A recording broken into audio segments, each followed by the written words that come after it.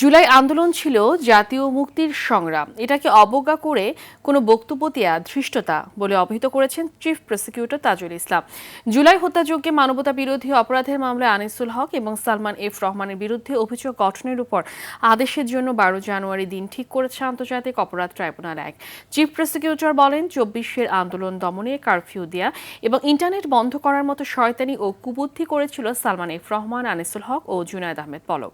বিস্তারিত জিএম মাহমুদের রিপোর্টে।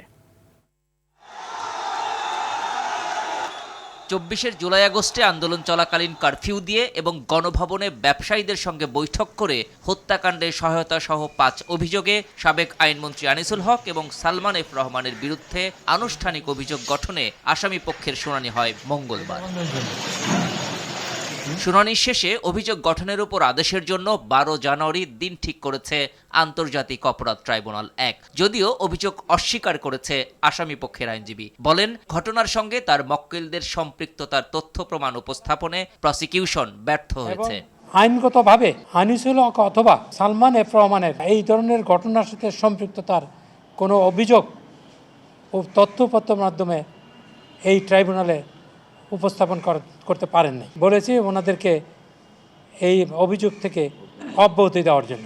সরকারের সব এজেন্সির উপর অভিযুক্তদের কর্তৃত্ব ছিল উল্লেখ করে চিফ প্রসিকিউটর জানান, তাদের নিজেদের খোঁড়া গর্তেই এখন তারা নিজেরা পড়েছেন।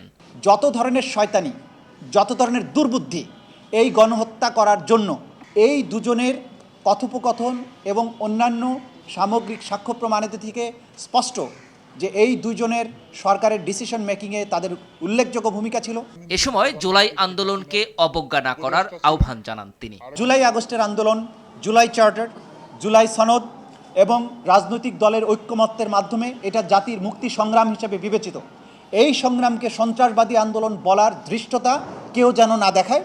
পরে একই ট্রাইব্যুনালে রাজধানীর রামপুরায় কার্নিশে ঝুলে থাকা এক ব্যক্তিকে গুলি করা সহ 2 জনকে হত্যা মামলায় সাক্ষ্য নেওয়া হয়। অন্যদিকে ট্রাইব্যুনাল 2-এ জুলাই গণঅভ্যুত্থানের প্রথম শহীদ আবু সাইদ হত্যা মামলায় তদন্ত কর্মকর্তার জেরা এবং কুষ্টিয়ায় 6 জনকে হত্যার অভিযোগে জাসদ সভাপতি হাসানুল হক ইনুর মামলায় সাক্ষ্য গ্রহণ হয়। এছাড়াও সাভারের আশুলিয়ায় 6 মরদেহ পোড়ানো সহ 7 জনকে হত্যা মামলায় সাফাই সাক্ষীর জন্য 11 জানুয়ারি দিন নির্ধারণ করে tribunal. GM Mahmud, RTV, Dhaka.